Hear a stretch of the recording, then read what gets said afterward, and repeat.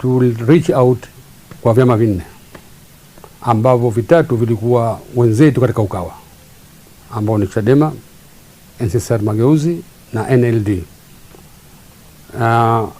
Chama cha ACT Wazalendo hawakuwa wanachama wa Ukawa, lakini walikuwa tayari washaenda maombi ya kujiunga katika Ukawa.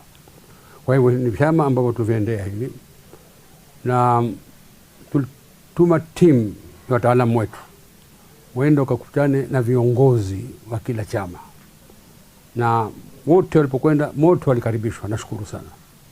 Na ikawa issue ni kwamba jamani, ikitokea kwamba sisi tunataka kuhama, mtatukaribisha? Hilo ndio swala kubwa. Na mimi nishukuru. Kuna ambao wamesema hawatawakaribisha. Hapana, mimi nashukuru. Wote kabisa walisema karibuni. Sasa tukawa na maamuzi tufanye.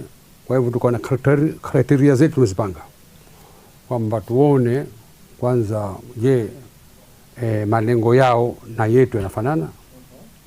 Katiba zao ziko vipi? Halafu tuone vile vile kwamba je, ideology zao ziko vipi?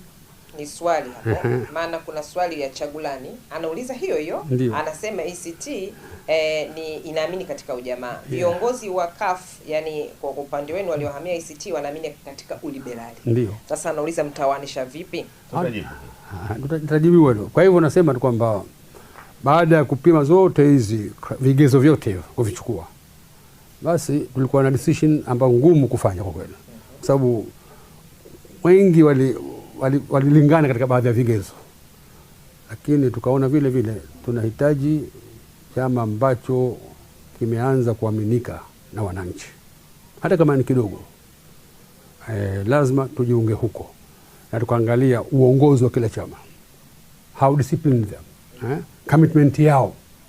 Kwa hivyo finally tukafanya uamuzi mgumu kusema katika yote vizuri, basi kuna kizuri zaidi.